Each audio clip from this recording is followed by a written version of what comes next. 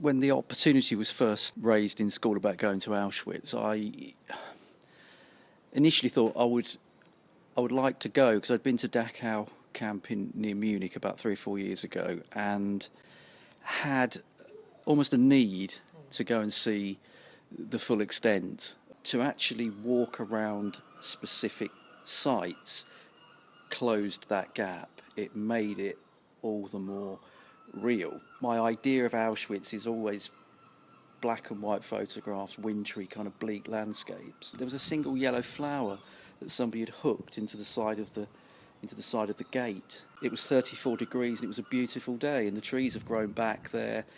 You can hear the birds singing, and there were butterflies, flitting around on the flowers.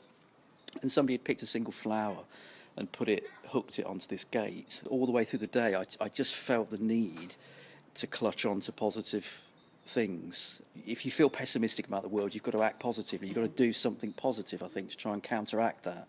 Because if you're just a bystander and you say, "Oh, terrible things happen," and just say, "Well, that's it. That's how it is." For me, that's not enough. For me, the most vivid detail was a really complex set of feelings when I first arrived at Auschwitz I, which is now more of a museum than than Birkenau, which is the actual death camp. So you've got barracks there that were used by Polish soldiers, but it was converted into like Auschwitz I, which is a small concentration camp. And the thing that I was most uncomfortable about was the number of people taking pictures of the sign above the camp. And I think its work is freedom or something like that. And I purposely didn't take a camera. I wanted to write things, I wanted to witness things, and I wanted to reflect on things, because the Holocaust Memorial Trust, they had a press photographer with them. And I thought, well, he's going to take the photographs anyway. They're available to any teachers that want them.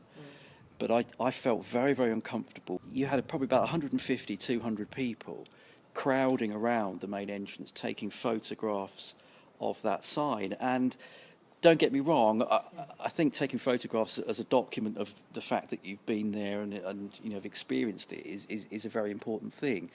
But I noticed that throughout the whole tour, and this is Birkenau and Auschwitz I, the number of people that were taking photographs of photographs and photographs of words accompanying images. And I felt very uncomfortable about that. I wasn't sure about my position to take those photographs. Why am I taking those photographs?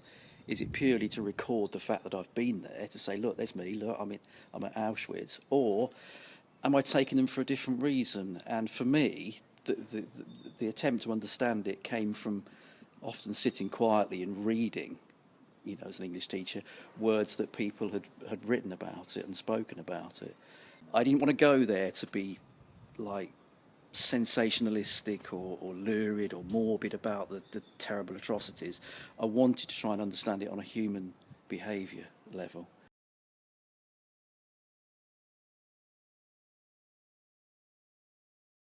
I still find it a very troubling process, to be perfectly honest with you. One of the most alarming things for me was in Auschwitz I, you had the commandant's house. What was particularly striking about it was the proximity to the small gas chamber that was on that first site. You could actually see from the window, quite clearly the location of that gas chamber. And what we saw was a series of photographs of the commandant of that camp at the time with his wife and children. The photographs are remarkably ordinary. They're photographs that you would quite happily expect to see in any family kind of album. He doesn't look like some monstrous psychopath that sometimes you see represented in films with Nazi sort of soldiers. He looks a perfectly happy, contented, good father, but he's overseeing unspeakable horrors. And I think it's that split between the good that people can do and the horror.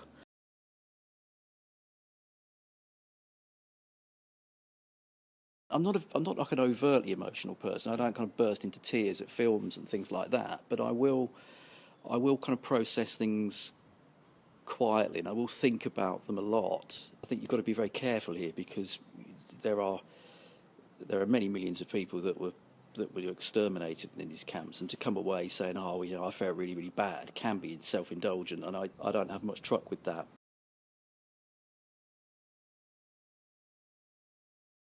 The challenge for me particularly, and I think probably for Doug as well, is to try and communicate not just the experience but that historical event in a way that does justice to the people that suffered it.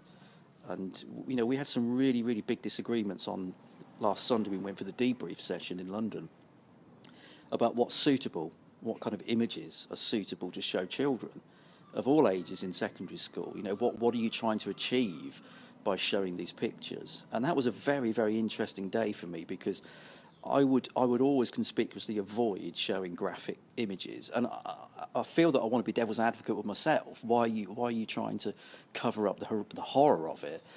But for me, it's the dehumanising aspect of it, and the problem is that when you actually study the photography, lots of the photographs are taken by the perpetrators. We looked at photographs that were staged in the concentration camps. We saw one photograph of a Jewish man sitting on the edge of a mass grave with a soldier with a gun at his head.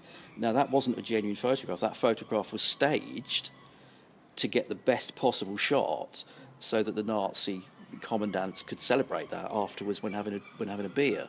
The shot of that person about to be murdered was artistically composed. Images are very important. Images are a very important document of certain parts of history. But again, you really have to question, who's taken the picture, why have they taken it, why have they decided, where have they published it, why are they putting it there? Big questions really.